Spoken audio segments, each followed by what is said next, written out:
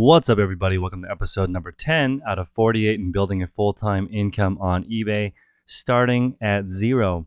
Let's get straight into it. Today, I want to talk about the 5 things you should avoid while building your business up. And I think this is really relevant, and you guys can look and see how we're building it so far. We have 12 sales. I just realized that you guys can look at all the sales if you go to my feedback left for others. So my store is linked below in this experiment store. You can come down here and look at what the items sold for, how I did the titles, pricing, description. So far, we've had 12 sales for about $650, a little bit over a $50 average sale price. Not too bad. We want to get into 5 things to avoid while building this up. And the number one thing that I see people doing that will prevent you from making this work is not reinvesting the profits back into the store. So you guys know, I'm going to give you the brief overview again. I know I repeat this all the time, but it's very important. I want about $40,000 worth of stuff listed in this store. A third of it's going to sell each month for $13,000 in sales. A third of that's profit. That's $4,300. That's $1,000 a week. That's the point of this store that we're doing together. So the end goal is $40,000 listed, and we want to spend $13,000 or less to buy stuff for $40,000 total.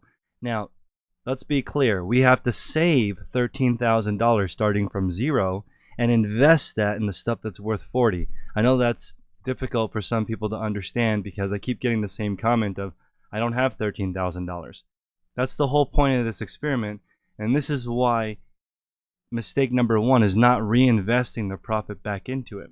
We have roughly $1,171 worth of stuff listed for sale now, and we're still under that $200 worth of invested. In fact, we're about $100 invested now because we've had a couple more sales. We sold a basketball, and then we sold a paper cutter. So that is another $80 or $90 of sales that's gone back into our system.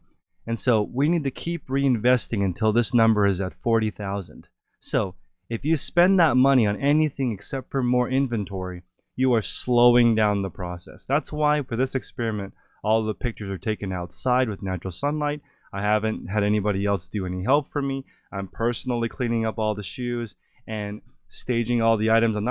No money is leaking out of this. All of it is going back in the new inventory. And I could grow this faster if I put my own capital into it, but I'm going to try not to do that. I'm going to see if we can build $13,000 with the savings, the invest in stuff that's worth $40,000, starting from zero. So that's step number 1. Step number 2 is the biggest thing that you should avoid is just blindly buying the same brands as me. So for example, I've sold 12 items before.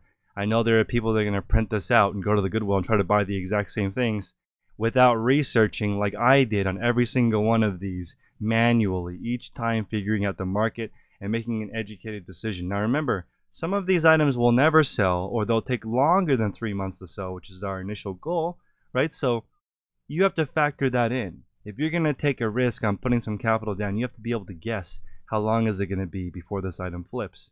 I purchased some boots knowing those boots will take a full year potentially to sell. Now I got lucky, 1 pair of Sorel boots already sold, but this pair of Columbia waterproof boots, we may not sell it during this 90-day experiment, and I spent $10.99 on that, which may have been a poor investment if you think of it in a sense that maybe that $10.99 could have gone towards something else. If you are strapped for cash, you need to be very strategic with what you purchase. It might be better to purchase shorts right now because it's getting warm. Although it's cold everywhere, you may want to buy what's more on trend as summer is about to approach. So don't just blindly buy what other people are buying. That's a huge mistake I see a lot of people doing. Number 3 is getting emotional. If you get emotional, you have a 100% chance of being tired. And if you're tired, you won't have the energy to do this. So if I have a big sale or a big offer, my heartbeat doesn't really change because I'm so focused on the amount that I want to reach, which is $40,000 for this goal, and my other store, it's $250,000 listed. So maybe when I get to the final day, I'll buy myself an ice cream, but until then, I'm enjoying this journey. I like building this up. So it depends on your personality type. But if you're getting emotional over a lowball offer or a comment or somebody gives you a return, that's energy you could be using to build your store up, and you're wasting that energy on being emotional with things that happen. You're being reactive instead of proactive. Use that energy to spend time going to 4 more stores so you can sift through more items and find something that's an easier place to make profit. And just, I see a lot of people complaining, spending time thinking about other people, and that's just energy you could be using on yourself. Remember, there's barely enough time on earth to really focus on yourself, but I'm of the same school of thought that you do have enough time in this lifetime. You just have to do it. You just have to use it wisely. So, I could be gone anytime, but I'm still like thinking, okay, my average lifespan should be 77 years, right? I'm like almost halfway there at this point. Who knows how long I'm going to live, but I'm going to do my best to make use of every single second of every single day in a forward motion. Let's get into number 4. Number 4 is, there are 2 things that you need to do to build your store really. You need to source consistently, and what you're doing is you are looking for relationships, because relationships are better than just going randomly from store to store to store. And you're also learning categories that have a higher profit. Okay, so you're looking for things that earn more profit with the same amount of work, or you're looking for opportunities where the supply comes to you, and that's where you work with suppliers. You might be able to order it from home. It shows up at your doorstep. That saves a lot of time. So that's going to be something that's really important while you're sourcing. The other part is listing. And when you're listing, getting the items up for sale, you're looking for less steps and to be able to outsource it to somebody else if you don't enjoy that. Now, I also want to throw in here that it's okay to be a one-person shop. You do not need to build employees. I always give the example of Shop Material World. Is 2 ladies in Brooklyn, and they have a multi-million-dollar business. Just the 2 of them. They make 6 figures each. They have a partnership. eBay is one of their one of their side projects, and it still does a few $1,000,000 a year because they're involved with lots of different things. There's that, and I think that based on their numbers, it looks like they have around 20 employees. You could be that sort of a small business. You could be, you're just a one man or one woman show. Nothing wrong with that. You doing all the hats. Usually resellers in that category do between 0 and 100 items a week, but on average about 50 items a week at about $10 profit. I would say most resellers only earn $2,000 net if they're full-time. If I were to really look at what people are really making, and the reason why I say $2,000 net, before a bunch of crybabies pop onto the comment section, a lot of the items they buy come out of that cash flow. So they make $3,000 profit, but they buy $1,000 worth of stuff that will never sell. So that's almost like an expense. When I look at their stores and I'm reviewing them and looking at what's in your store, there are some really huge home run items that you spent a lot of time researching, listing, cleaning, posting, and every single month you're being charged fees for time, storage, relisting.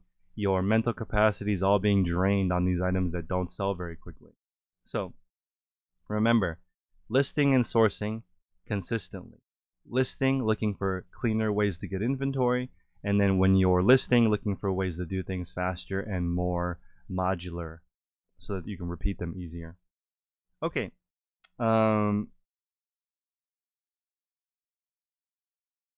Okay, this is the last tip. Thank you so much for stopping by. If you guys like this type of content, please like, comment, and subscribe. Smash that notification bell, and there'll be plenty more information like this. I'm going to try to make these videos as short as possible. But the last one is not looking for your local advantage. And this is probably the biggest mistake that I see. People who are just getting started are not looking for any type of advantage. And to be honest, this is kind of a rigged game. You're playing against people with millions of dollars and hundreds of staff. That's who I'm competing against. And I want to get in there and get mine out of this giant pool, this giant pie. But you're competing against people that have millions of dollars and tons of staff and technology on their side. So you need to find something that sets you apart from everybody else. And so many people are not doing that. And an example is where I live. there is a lot of corporations, okay, and especially companies like Tesla. So I found a Tesla hoodie, and the reason why I started picking it up is because I want to get familiar with what type of material, what type of fabric is sold, what type of fabric is used, and what is actually out there. We found a SpaceX jacket that probably should sell for between $300 and $500 for $10. You wouldn't find SpaceX stuff outside of the Bay Area usually, because here is where Elon Musk does all of his work. Elon Musk builds all the Teslas in America like 10 miles from where I am right now. So there's a lot of Tesla gear, there's a lot of Fortune 500 gear, there's a lot of Patagonia here, North Face. There's the and the reason that people donate it is because it's hot here. So there's no reason to really have a heavy jacket. You find those thrifted items quite commonly. But here I would never find a brand like Vineyard Vines. I've been thrifting full time almost for 2 years. I've only found 3 Vineyard Vines pieces. But it's very common on the East Coast, right? So it depends on where you live. You may want to go around and take inventory of what your local stores carry, what brands are available if you're selling clothing, what type of shoes are common to where you live, what type of outlets are common to where you live, what type of items are manufactured where you live, and start building those relationships and connections and figuring out what locally does super well. So if you guys are just joining me and just learning who I am, my name is Chris.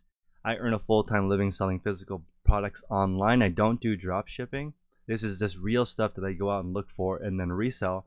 I'm also doing a replenishable store where I'm ordering wholesale directly from companies, and I'm trying to become the only vendor for them so that I can keep reordering when the item sells out. Now that's more difficult. It takes more time to set up. You know, it's different. It's like a lot of work up front and then a big payoff later. Versus thrifting, you get the payoff right away. You can in fact go buy something, go home, list it, and that evening it could sell. And you could withdraw it on PayPal literally the same day. Now this video is being made right now. Later when PayPal goes away and eBay starts processing their own money, it's going to take 3 or 4 days to have access to that. But again, right now, if you're doing this in 2019, you can flip your money the same day almost if you're out there thrifting, especially if you buy correctly and you're quick to list the item. So appreciate your time, guys. Please follow along. If you want to purchase a copy of the Reseller Field Guide, you can below. It's $33.50 if you want to download it onto your computer with half off code YouTube. Or you can just do it yourself. We're listing 4 times a week. For me, it's Sunday, Tuesday, Thursday, Friday. You can pick 4 days yourself. I recommend at least 4 days of listing so that you can really build that momentum up. And there is a free video guide below that goes over the whole thing start to finish. If you want to check it out without paying anything, you can just watch that video, and you're paying me with your time, and it'll probably be an ad that starts before the video. And that's how I pay myself to make these resources for people, in case you guys are wondering how this content is made. Last thought before I take off, I want to let you guys know what sort of time commitment this takes for me. So I would say managing my mastermind calls, making content for YouTube, and trying to build some type of online presence takes about 30 hours per week, right? And then also running my eBay store takes about 40 hours a week, and I have 2 full-time helpers. Okay, so that's the time commitment it takes in order to build this type of thing that you're looking at. If you are looking to maybe start influencing, or you want to start down the road of making content, remember it's going to take a long time and a lot of effort before you get anything back from it.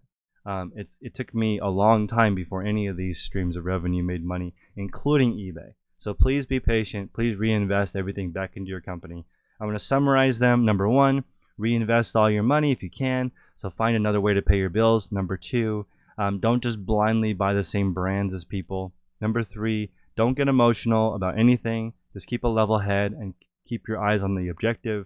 Number 4, list and source consistently. And number 5, look for your local competitive advantage. So thank you guys. See you guys in the next episode.